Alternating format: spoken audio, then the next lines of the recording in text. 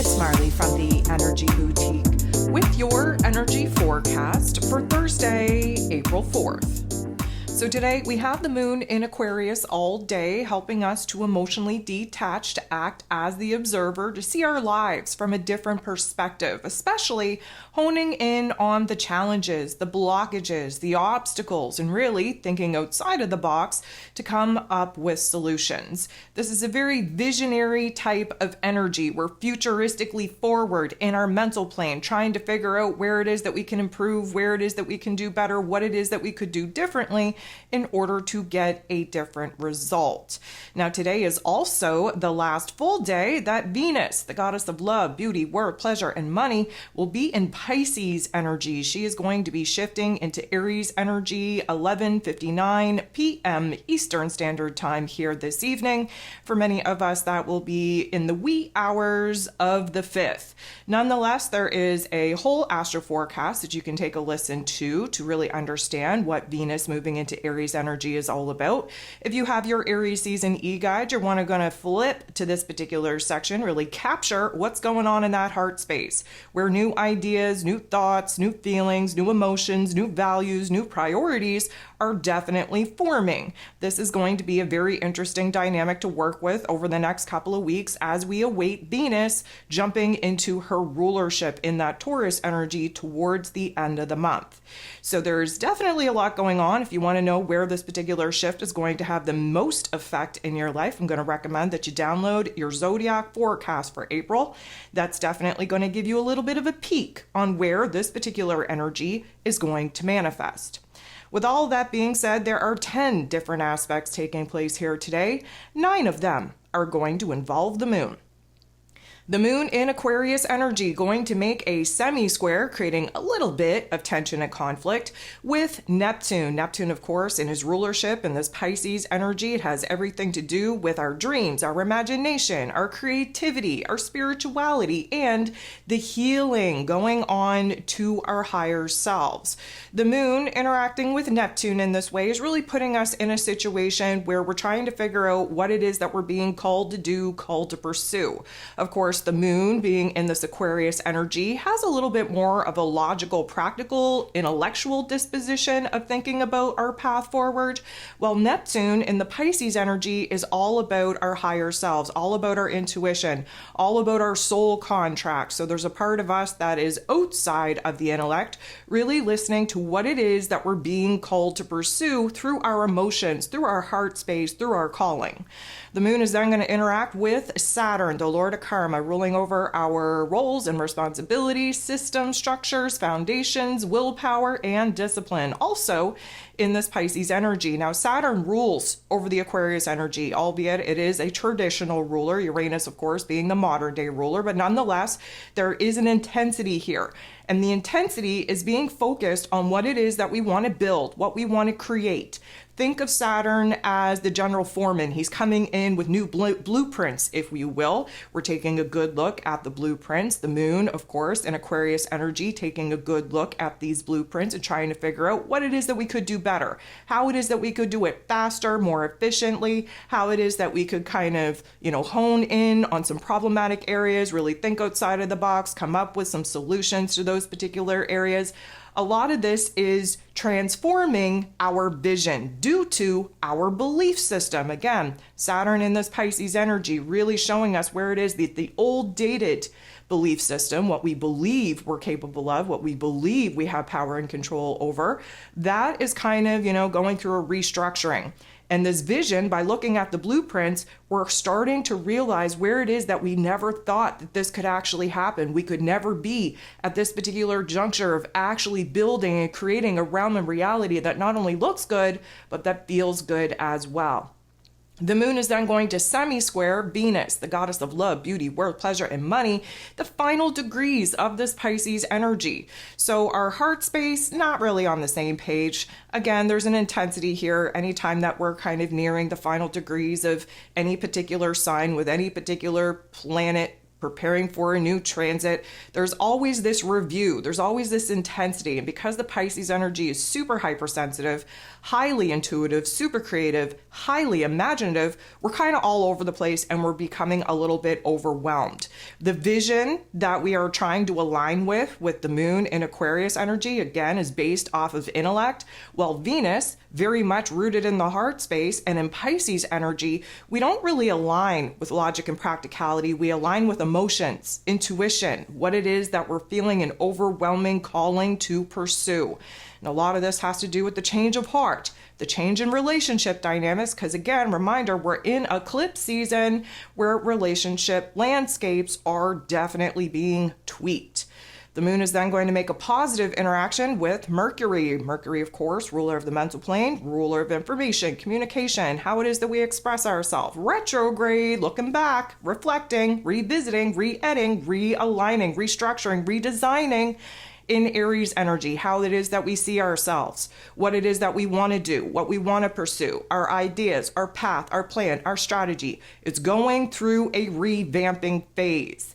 Now, this particular interaction is great because our heart space, the moon, and our head space, Mercury, they're working together. Of course, we want to be innovative. We want to think outside of the box. We want to come up with solutions in that Aquarius energy, and the fire energy from Aries that Mercury is in, just kind of burning away the old ideas, the old thoughts, the old ways of doing things. And in the place of that space, we're building something new. We're adopting new methods. We're adopting new ideas, adopting new perspectives, and in the back burner, adopting this new version of self. The moon is then going to sextile the sun. This is a beautiful energy. We get air and fire working together. This is how we come up with creative ideas, with inspirations, with new ideas that we can expand on, that we can kind of improve upon. Of course, there's going to be a new emotional awareness that comes out of this particular energy. The moon, the sun coming together, it's like an aha moment on what it is that we want to do, what we want to pursue, and how it is that we're actually going to go about it.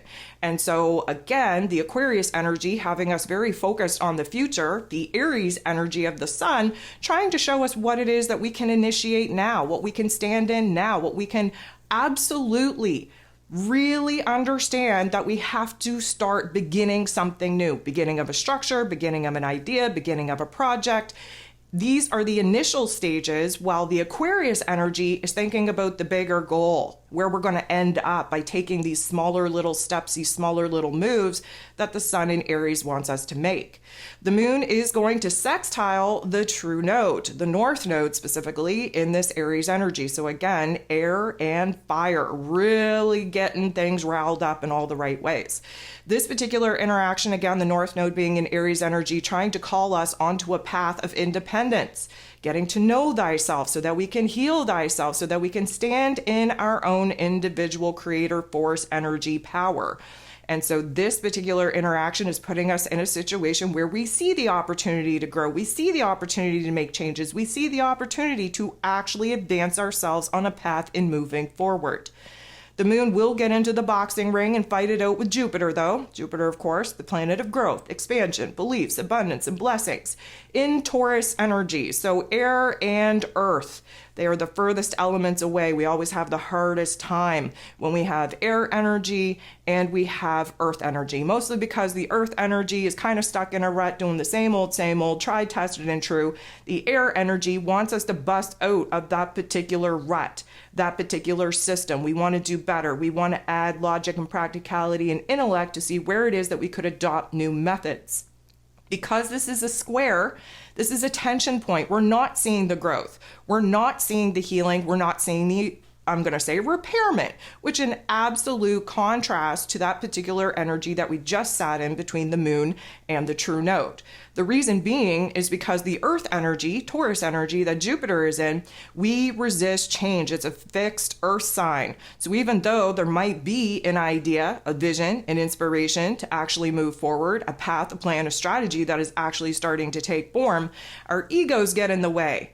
And what happens is we start becoming a little bit fearful of making these changes, a little bit insecure that what it is that we want to initiate, maybe that's not the best idea.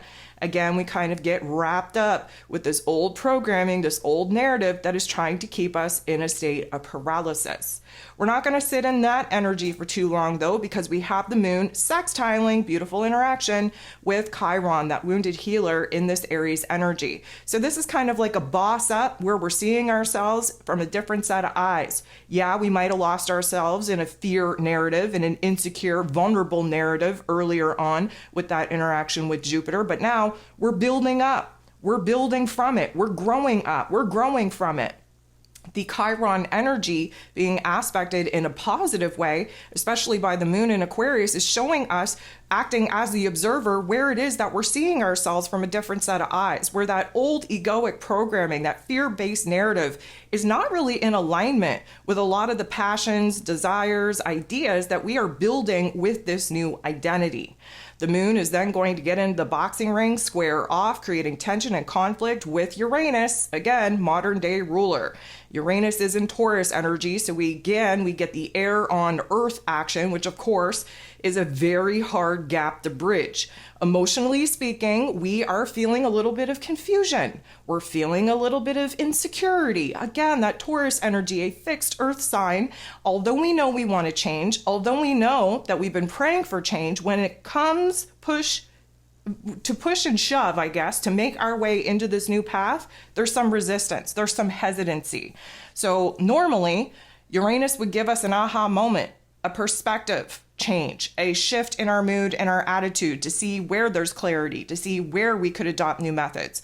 A square puts us in a situation where we're blind to those particular options and opportunities. Instead, we're kind of tunnel visioned on where it is that we're resisting these changes, where it is that we're holding fear, doubts, and insecurities in the physical form, in our physical body, in our physical realm. We're taking a good look even at the problematic areas. And for some reason, our ego programming is trying to convince us to settle, to really have us believe that, guess what, we don't have to boss up. We could just be happy with what it is that we currently have.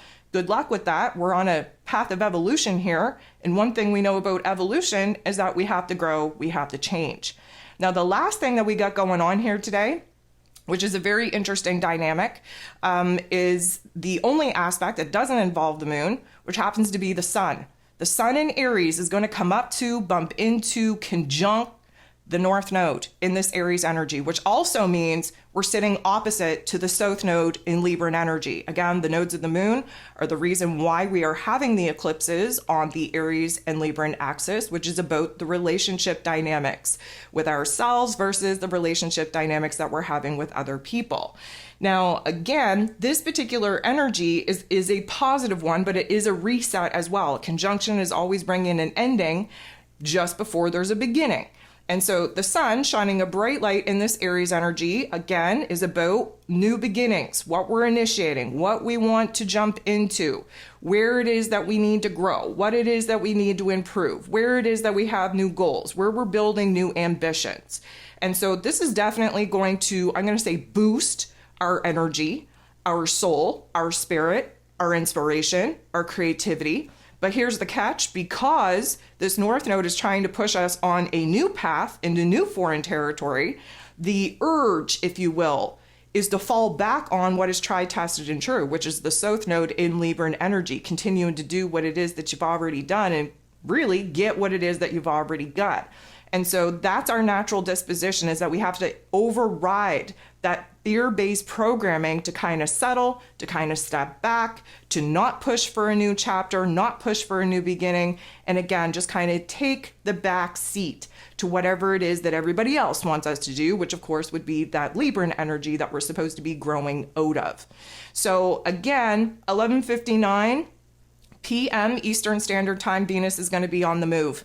Actually carries us. She's in transit from the very end of the day here Thursday into the very wee hours Friday morning. She's moving into that Aries energy, definitely going to have a major impact on our emotions, on our heart space, on our heart chakra.